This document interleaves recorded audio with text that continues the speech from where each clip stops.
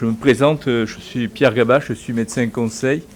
Je travaille à la Caisse nationale d'assurance maladie, qui n'est plus des travailleurs salariés puisque nous avons accueilli depuis le 1er janvier les professions indépendantes. Et je dirige donc à la Caisse nationale le département des prestations et des maladies chroniques.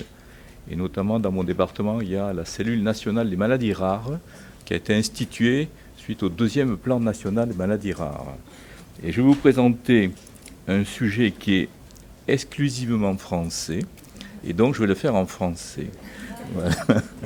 Donc je vous remercie Madame Gisclard de m'avoir invité à votre congrès très intéressant. Bon.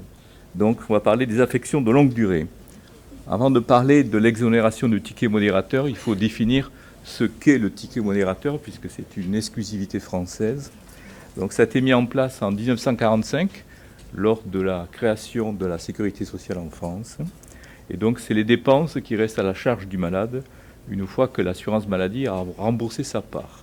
Ça a été fait pour qu'il n'y ait pas, donc ça c'est dès 1945, donc l'assurance maladie ne prend pas en charge la totalité des soins, et donc une partie qui reste à la charge des malades, c'est pour bien sûr impliquer un peu plus les malades dans la prise en charge de leur maladie et éviter des dérapages dans la prise en charge. Voilà.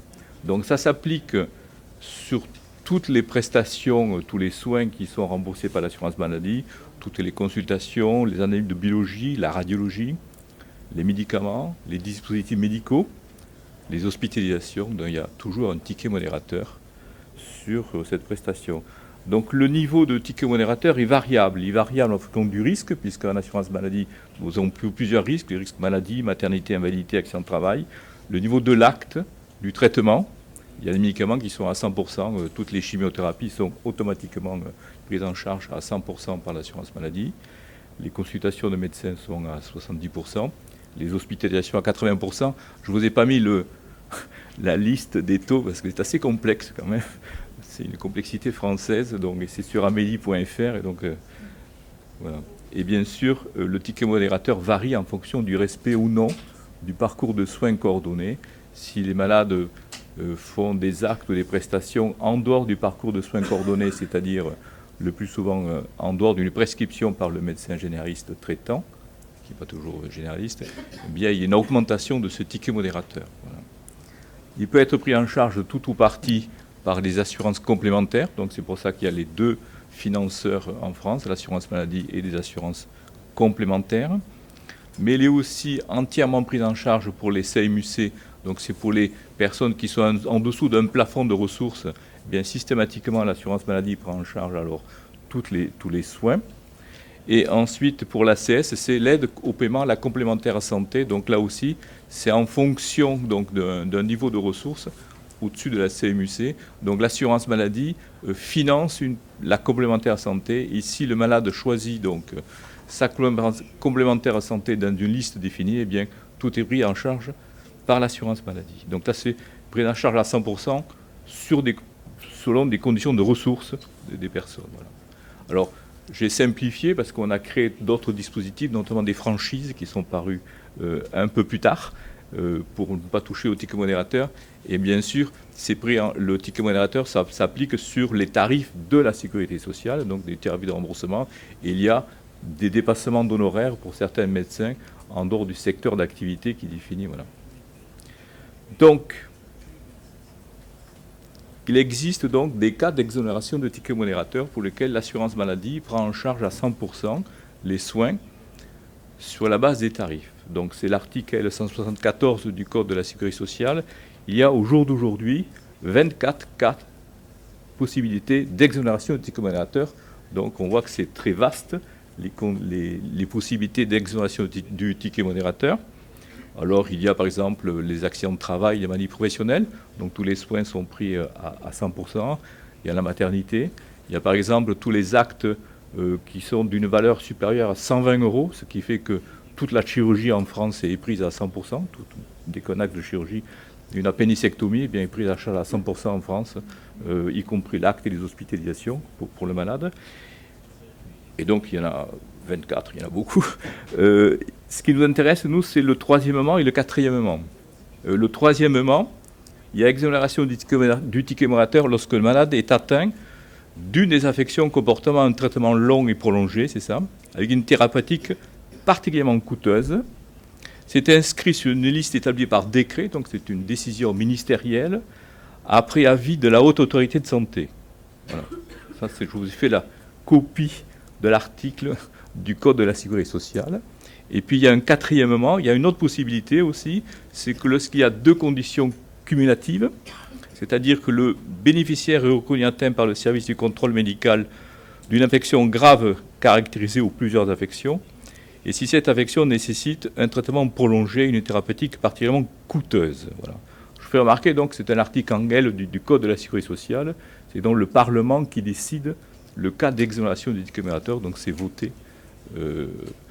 à l'Assemblée nationale, et donc c'est comme ça qu'on modifie donc, le Code de la Sécurité sociale. Donc on va venir maintenant sur les deux cas particuliers.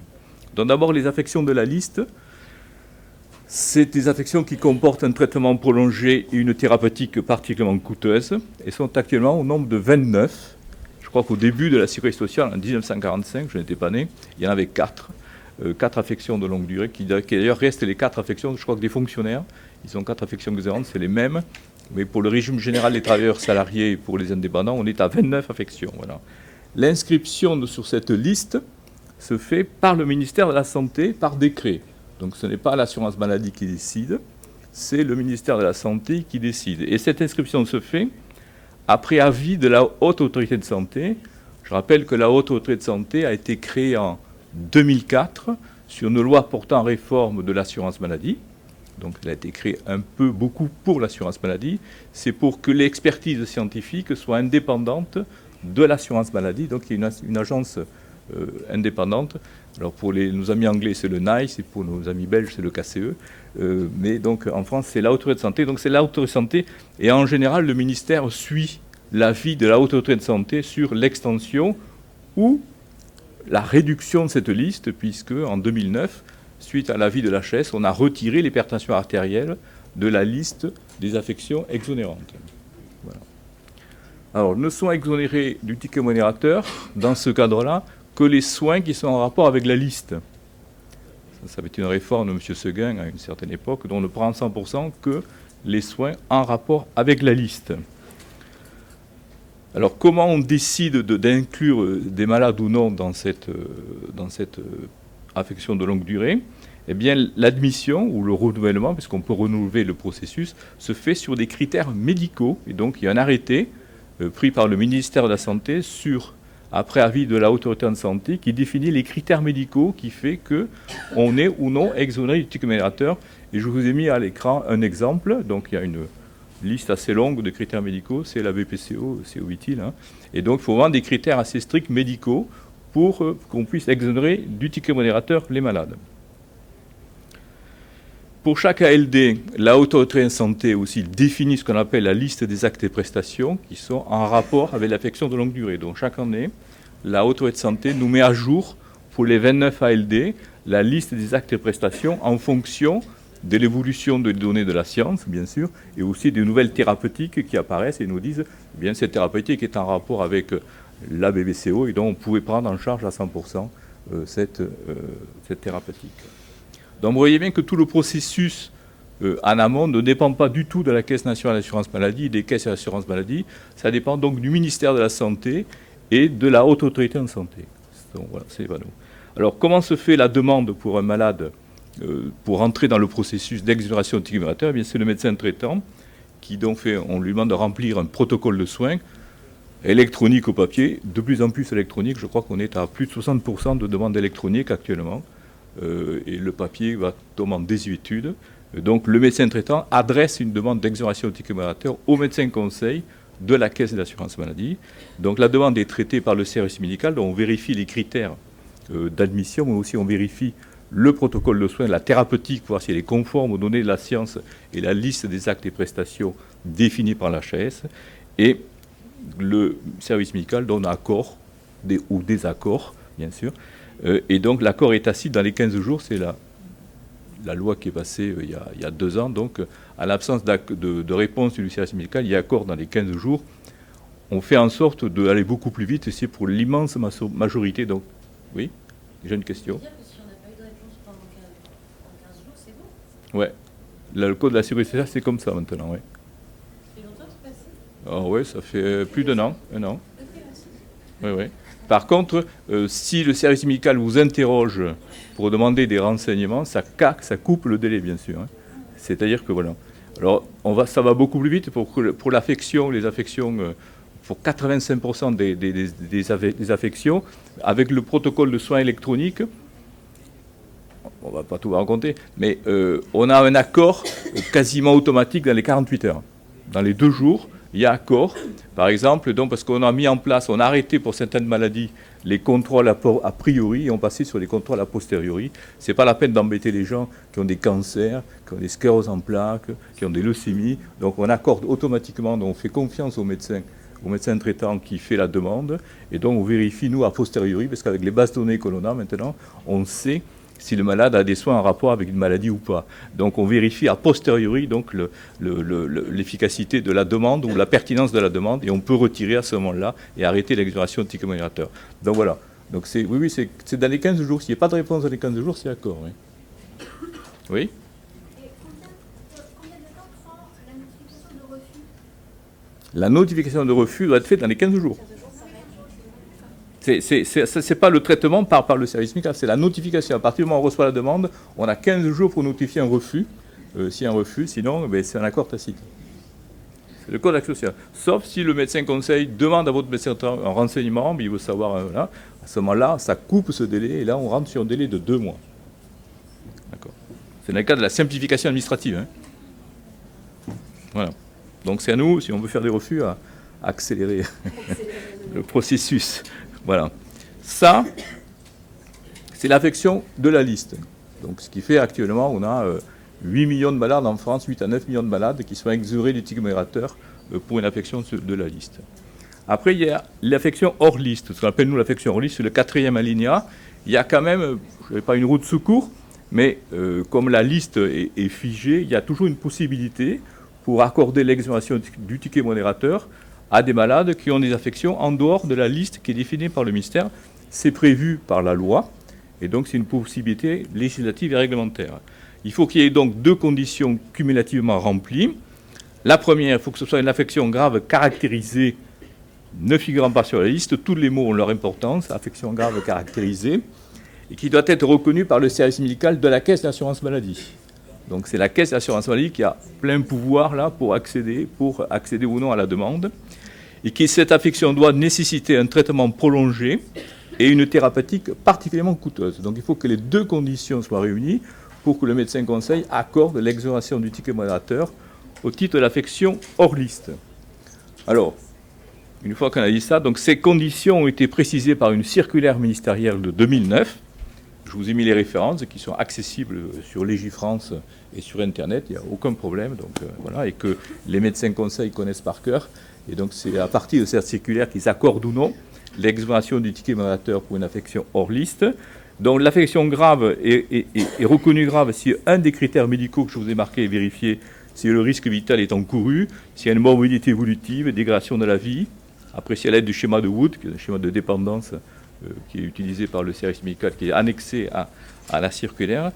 Et ensuite, le critère particulièrement coûteux, c'est toujours difficile à appréhender. Qu'est-ce que c'est qu'un critère, une thérapeutique particulièrement coûteuse? Et donc le ministère a tranché en fixant ça, le seuil de dépense, sur les critères, sur les 5 critères que vous avez là. Il en faut au moins 3 présents dans la thérapeutique du malade. Donc il faut qu'un traitement médicamenteux régulier ou l'utilisation d'un appareillage régulier, ça c'est obligatoire. S'il n'y a pas cet élément-là, il n'y aura pas d'exonération du ticket modérateur pour le malade pour une affection hors liste. Il faut qu'il y ait à ce moment-là 2 parmi les 4 autres suivants, soit une hospitalisation, des actes techniques médicaux répétés, des actes biologiques répétés ou des soins médicaux répétés. S'il y a 3 donc sur les 5, bien, le médecin conseil accorde l'exonération du ticket modérateur, dont là, contrairement à l'affection sur liste, ce ne sont pas des critères médicaux de la maladie, ce sont des critères de consommation de soins qui ont été définis par le ministère, mais il n'y a pas une limite, c'est tant d'euros, voilà, non, ça non. C'est vraiment, on n'a pas demandé au service médical de faire ce travail, donc c'est vraiment, voilà. Et c'est à partir de ça qu'on peut accorder l'exonération du ticket modérateur pour une affection hors liste. La durée d'exonération, elle est de 2 à 5 ans. au bout de laquelle le médecin doit ou non redemander l'exonération du ticket modérateur. C'est éventuellement renouvelable. Et puis je ne vois pas la fin. Je vais vous trouver. Je ne connais pas par cœur. C'est la dernière chose.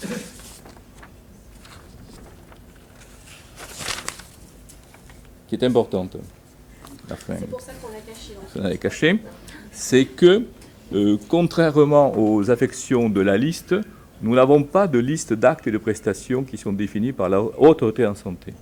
C'est-à-dire que l'HAS ne publie pas des listes des actes de prestations en rapport avec les affections hors liste. Mais par contre, il y a élaboration de PNDS, on est Madame Gisclard, de protocoles nationaux de diagnostic et de soins par les centres de référence. Et donc là, le PNDS se substitue en général à la liste des actes et prestations de la Haute Autorité en Santé. Voilà. C'est quelque chose d'important, très important. Donc, pour les syndromes d'alerte dans l'os, les syndromes d'alerte ne font pas partie des affections de la liste. Donc, au jour d'aujourd'hui, ils ne sont pas inscrits dans la liste des affections exonérantes du 3e de l'article L174 du Code de la sécurité sociale. Mais ils peuvent relever de l'exonération du ticket modérateur au titre de l'affection hors liste. C'est possible. Toute maladie peut être exonérée du ticket modérateur s'il a les critères. Les maladies graves, par exemple, l'embolie pulmonaire, qui n'est pas de la liste, eh bien, elle est exonérée du ticket modérateur en France au titre de l'affection hors liste. La plupart des maladies rares sont exonérées du ticket modérateur au titre des affections hors liste. Voilà. Et donc, il n'y a pas de limite dans l'exonération du ticket modérateur. Toute maladie, à partir du moment où elle est grave à caractériser et qui remplit les critères de soins particulièrement coûteux, peut être exonérée du ticket modérateur. Toute. Donc, on a une grande liberté là-dessus. Voilà. Et bien sûr, l'exonération du ticket modérateur se fait en fonction de l'intensité, la dehors des soins, telle que définie par la circulaire. Alors, on a déjà discuté avec Mme Gisclard de ce sujet. Donc, le médecin conseil, il juge l'intensité des soins. Si l'intensité des soins est là, eh bien, il accorde l'exonération du ticket modérateur. Si elle n'est pas là, il refuse l'exonération du ticket modérateur. Ce n'est pas pour ça qu'il va refuser tout le temps l'exonération du ticket modérateur. C'est un système qui est assez souple, qui permet donc de suivre l'évolution des soins. Et si à ce moment-là, le malade pour lequel on a refusé l'exonération du ticket modérateur, l'état de santé s'aggrave, eh bien, il faut redemander l'exonération du ticket modérateur. Et à ce moment-là, si ce malade présente la lourdeur de soins qui est prévue, eh bien, le médecin conseil doit accorder l'exonération du ticket modérateur. Donc, c'est un système assez souple qui permet donc, en fonction de l'évolution de la maladie, d'accorder ou non l'exonération du ticket modérateur. Ce n'est pas pour qu'on la refuse une fois qu'on la refusera tout le temps. Voilà. C'est ça que je veux bien insister là-dessus. Et alors, donc, ça existe. Hein. On a regardé dans nos bases de données des maladies ou syndromes d'alerte dans l'os qui sont exonérés du ticket modérateur au titre de l'affection sur liste. Il y en a quelques-uns, pas beaucoup, mais il y en a quelques-uns. Donc en 2010, il y en a 852. En 2015, un peu plus de 3600. On n'a pas eu 2016 parce qu'entre la grippe et la neige, les statisticiens chez moi ont eu des difficultés pour travailler, mais on vous fournira le chiffre la semaine prochaine. Je pense qu'on devrait y arriver. Voilà. Et donc, il y a quand même des malades qui sont atteints de syndrome d'alerte dans l'os, qui sont exonérés du ticket modérateur au titre de l'affection hors liste, et l'effectif monte, puisqu'on a quadruplé cet effectif en 5 ans. Alors, ça, je vous ai présenté le processus médico-administratif. Donc, on voit bien quand même que, sans rentrer dans tous les détails, la CNAM, la Caisse nationale, depuis plusieurs années, demande au ministère de la Santé et aux agences nationales, puisqu'on voit quand même il y a quelques difficultés dans la prise en charge de cette maladie. D'abord, la création d'une filière maladies rares avec des centres de référence et de compétences qui existent par ailleurs pour d'autres maladies rares. Et donc, ça, c'est important que ces critères, que cette filière existe pour qu'on puisse s'appuyer tous, et vous, et les médecins, et l'assurance maladie sur cette filière pour avoir une prise en charge de qualité et nous exonérer le ticket modérateur. Par exemple, dans mon département, on gère les maladies métaboliques héréditaires, c'est l'ALD numéro 17. Donc c'est les maladies rares, eh bien on a mis tout un processus avec la filière de maladies rares, des maladies métaboliques héréditaires, où les protocoles de soins qui sont faits France entière, selon certains critères de gravité, de thérapeutique difficile, eh bien ils remontent tous à la CNAM dans mon département, et nous on interroge les centres de référence, je vous passe la parole, les centres de référence, et donc on vérifie à ce moment-là et le diagnostic et la qualité des soins des centres de référence au niveau national. Donc en plus, on homogénéise le remboursement de la maladie, mais on s'appuie sur les centres de référence et compétences. Je vous laisse la parole de suite. Quel est votre département? Département des prestations de maladies chroniques. À Paris, moi je suis à la Caisse nationale, moi. Alors moi je ne travaille pas à la Caisse primaire de Paris, je travaille à la Caisse nationale. Donc toute la France, et donc je parle pour toute la France. D'accord, donc tous les départements fonctionnent pareil. Exactement. Et je termine. Mais on va en discuter ça. Et je termine. Et on demande aussi donc l'élaboration d'un protocole national de diagnostic et de soins qui est important parce qu'on a besoin d'un référentiel validé sur la prise en charge.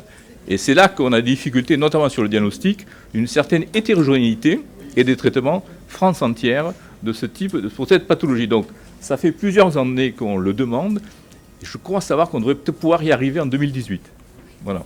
Et maintenant, je vous réponds à vos questions. Je ne dis pas que tout est remarquable et tout marche bien, hein, loin de là. Hein. Non. Sinon, je ne serais pas là aujourd'hui.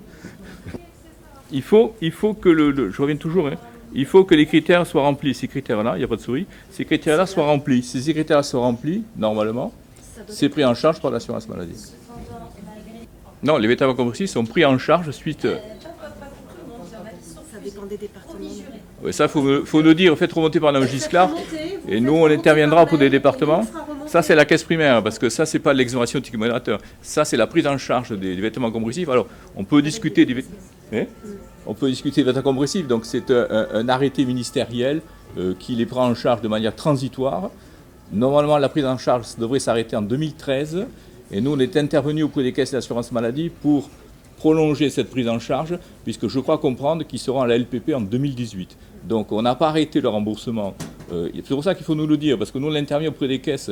Il y a des caisses qui appliquent la réglementation stricte, qui disent vêtements compressifs, ça s'arrête en 2013, et donc on ne prend plus en charge. Et c'est la loi. Et là, on ne peut pas voilà, mais il faut revenir à Magisclar, parce que nous, on remontera auprès de la caisse. C'est pas le médecin-chef qui décide. Donc, c'est pas le médecin-chef ici, c'est la caisse primaire. Alors il m'a dit, moi je suis un exécutant. Oui, Je mais ne suis qu'un exécutant. il a raison. Fin 2013, terminé, je ne rembourse plus. Non, il a raison. Mais faites remonter à Mme Gisclar. Si nous souhaitons avoir des remboursages. En général, nous, c'est des associations qui remontent. On ne peut pas répondre directement à tous les assurés de France, c'est impossible. Et en général, on est le relais, c'est des associations des malades qui sont le relais auprès de nous. Et pour beaucoup de maladies rares, pour lesquelles il y a quand même des difficultés de prise en charge en France, eh bien, on intervient pour améliorer cette prise en charge. Voilà. Nous ne travaillons pas que pour nous. C'est logique. Merci beaucoup. C'est moi qui vous remercie. Je vous invite à faire un petit break.